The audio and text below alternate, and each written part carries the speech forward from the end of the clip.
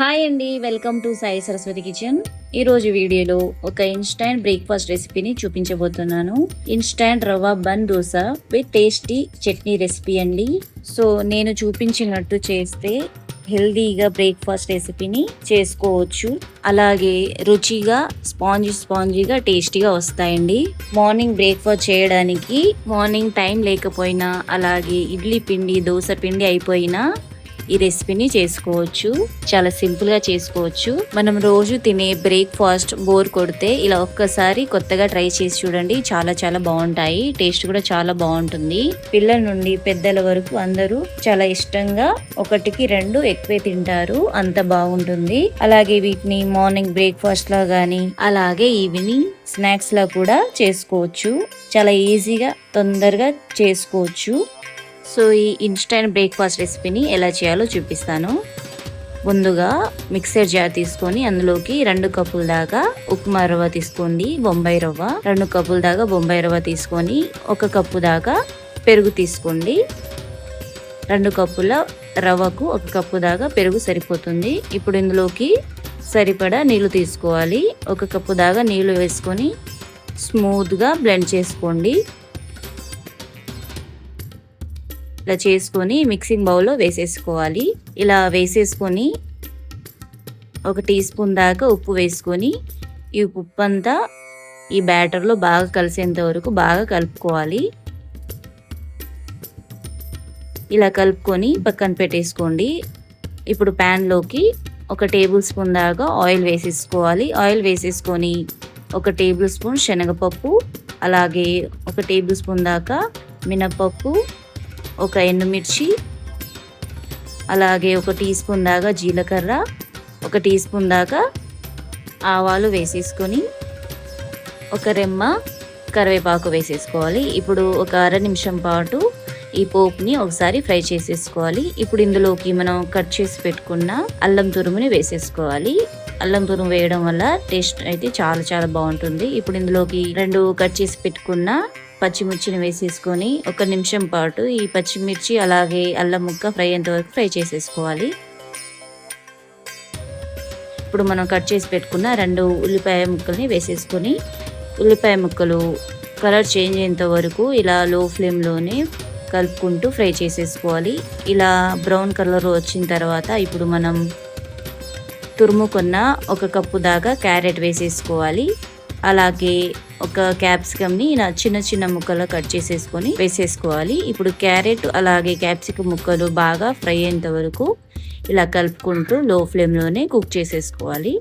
ఇలా కుక్ అయిన తర్వాత 1 టీ స్పూన్ దాకా ఉప్పు వేసేసుకోవాలి. టేస్ట్ తగ్గ ఉప్పు వేసేసుకొని ఒకసారి బాగా కలుపుకొని ఫ్రై చేసేసుకోవాలి. ఇప్పుడు మనం పక్కన పెట్టుకున్న బ్యాటర్లో ఇదంతా వేసేసుకోవాలి. ఇవి వేసేసుకొని ఆ బ్యాటర్లో మొత్తం క్యాప్సికమ్ అలాగే క్యారెట్ ముక్కలు బాగా కలిసేంత వరకు ఇలా బాగా కలుపుకోవాలి.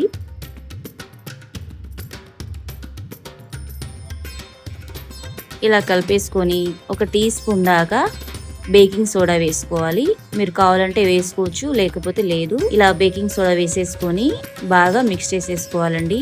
ఇలా మిక్స్ చేసుకున్నాక ఇప్పుడు ఇందులోకి మనం కట్ చేసి పెట్టుకున్న కొత్తిమీరని వేసేసుకోవాలి. ఈ కొత్తిమీరని కూడా ఈ బ్యాటర్లో బాగా కలిసేంత వరకు ఇలా 1 నిమిషం పాటు బాగా కలుపుకోవాలి. ఇలా కలుపుకున్నాక మూత పెట్టేసి 2 నిమిషాల పాటు పక్కన పెట్టేసుకోండి.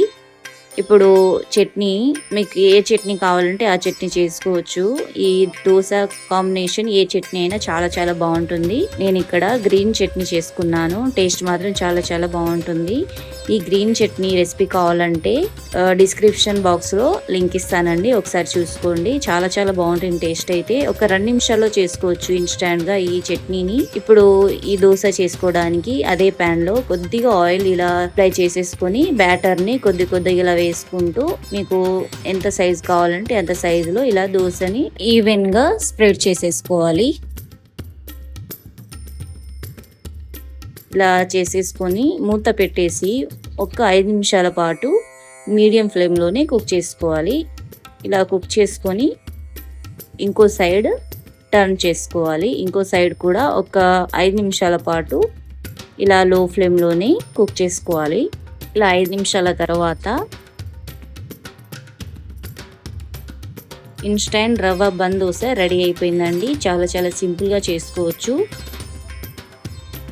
ఇలాగే మీకు ఎన్ని కావాలో అన్ని రవ్వ బన్ దోశ చేసేసుకోవచ్చు. మీరు ఒక 2 నిమిషాల్లోనే చేసుకోవచ్చు ఈ దోశను. చాలా చాలా బాగుంటుంది టేస్ట్ కూడా. ఇలా ఎన్ని కావాలంటే అన్ని దోశను చేసుకొని సర్వ్ చేసుకోండి. అంతేనండి, మన హెల్దీ అండ్ ఇన్స్టెంట్ రవ్వ బన్ దోశ రెడీ అయిపోయింది. టేస్ట్ మాత్రం చాలా చాలా బాగుంటుంది. అలాగే ఇన్స్టెంట్గా చేసుకోవచ్చు. మనకు మార్నింగ్ బ్రేక్ఫాస్ట్ చేయడానికి టైం లేకపోయినా ఇలా 5 నిమిషాల్లో రవ్వతో బన్ దోశ చేసుకోవచ్చు. మనం ఎలాంటి పప్పు నానబెట్టాల్సిన అవసరం లేదు. ఇన్స్టెంట్గా ఇలా బ్రేక్ఫాస్ట్ని తయారు చేసుకోవచ్చండి. చాలా చాలా సింపుల్గా చేసుకోవచ్చు. మనం రోజు తినే బ్రేక్ఫాస్ట్ బోర్ కొడితే ఇలా ఒక్కసారి ఇన్స్టెంట్గా ఒక 5 నిమిషాల్లో రవ్వ బన్ దోశ ఒక్కసారి ట్రై చేసి చూడండి. టేస్ట్ మాత్రం చాలా చాలా బాగుంటుంది. అలాగే పిల్లలు స్కూల్ నుండి ఇంటికి రాగానే క్విక్గా స్నాక్స్ లాగా చేసి పెట్టండి. చాలా సింపుల్గా చాలా ఈజీగా చేసేసుకోవచ్చు. పిల్లలు కూడా చాలా ఇష్టంగా తింటారు. ఒక్కసారి నేను చెప్పినట్టు మీరు ఒక్కసారి ట్రై చేసి చూడండి. చాలా చాలా బాగుంటుంది. ఇన్స్టెంట్గా చేసుకోవచ్చు. ఈ రెసిపీ మీకు కనుక నచ్చితే లైక్ చేయండి, షేర్ చేయండి, అలాగే సబ్స్క్రైబ్ చేసుకోండి. Thanks for watching.